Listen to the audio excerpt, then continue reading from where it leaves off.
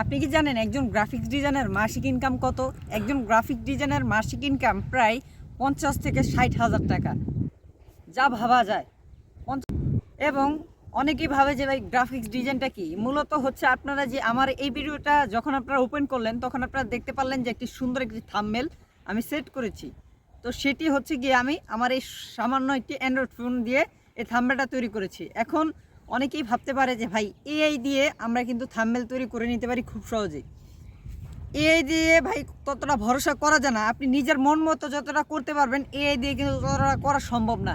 নিজের মন মতো যত পরিমাণে আপনার গ্রাফিক্স ডিজাইন আপনার পক্ষে সম্ভব ওইটা আপনি প্রয়োগ করে সুন্দর একটি ব্যানার তৈরি করতে পারবেন, সুন্দর একটি থাম্বনেল তৈরি করতে পারবেন, একটা ইউটিউব ব্যানার তৈরি করতে পারবেন, লোগো তৈরি করতে পারবেন। আপনি যদি একদম পারদর্শী হয়ে যান, বিভিন্ন কোম্পানির জন্য লোগো তৈরি করার জন্য আপনাকে মাসিক একটা ডলার দিবে, আপনি কাজ করে দিবেন তাদের আন্ডারে থেকে।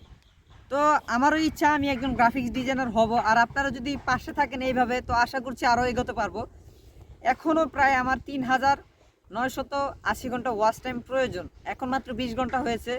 তো এখন অনেকে ভাবতে পারে ভাই আপনার তো চ্যানেলের বয়স প্রায় 1 বছরের কাছাকাছি। 1 বছর কাছাকাছি হলে কী হবে ভাই? এই হচ্ছে আপনার ইদারিং যাবত আমার একটা ভিডিও ছাড়ছিলাম, প্রায় লং ভিডিও, প্রায় 3 মিনিটের মতো আর কি।